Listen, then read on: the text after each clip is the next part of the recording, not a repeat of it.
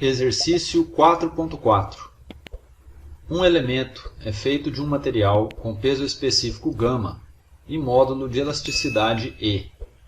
Se esse material tiver a forma de um cone com as dimensões mostradas na figura, determine até que distância sua extremidade se deslocará sob a força da gravidade quando suspenso na posição vertical. Força interna. Observe que o cone, diferentemente das figuras vistas até aqui, possui seções transversais diferentes ao longo de sua extensão, pois ele vai afinando de cima para baixo. A força axial interna varia ao longo de sua extensão, pois é resposta para o peso do segmento abaixo da seção escolhida. Na figura, temos o peso W e a reação interna P, em uma seção a uma altura y da base. Força interna.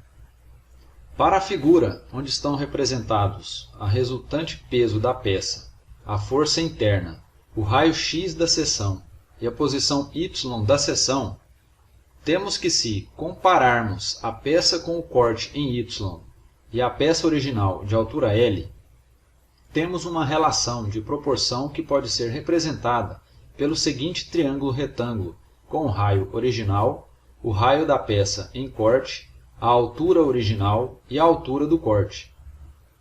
Com base nessas relações, podemos descobrir o valor de x, uma vez que R0 está para x, assim como L está para y. Resolvendo para x, temos que x é igual a R0 vezes y sobre L. Volume do cone. O volume do cone em corte é π sobre 3 vezes y vezes x ao quadrado.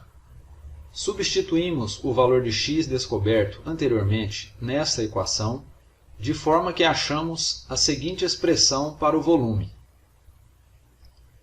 O peso do segmento. O peso é o produto entre o peso específico e o volume. Assim, a força interna será o produto entre o peso específico e o volume, uma vez que a força interna é reação para o peso, ou seja, são iguais em módulo. Então, temos a seguinte equação para a força interna, no corte em y. A área da seção transversal é igual a π vezes r ao quadrado, onde o raio é x. Então, substituindo o valor de x encontrado anteriormente, temos a equação para a área da seção. O deslocamento. O deslocamento é função da força interna Py da área da seção, do comprimento do segmento e do módulo de elasticidade. Logo, como a peça é um cone, com a área de seção variando com a altura, iremos resolver a integral da função em toda a extensão, ou seja, de 0 a L. Substituindo os valores encontrados para Py e AY, temos que, em seguida, retiraremos do integrando tudo que for constante. A fração é resolvida multiplicando-se a primeira pelo inverso da segunda.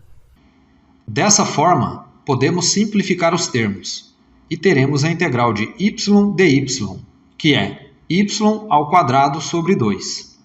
Substituindo os valores da integração, chegamos ao resultado: γ vezes o comprimento ao quadrado, dividido por 6 vezes o módulo da elasticidade.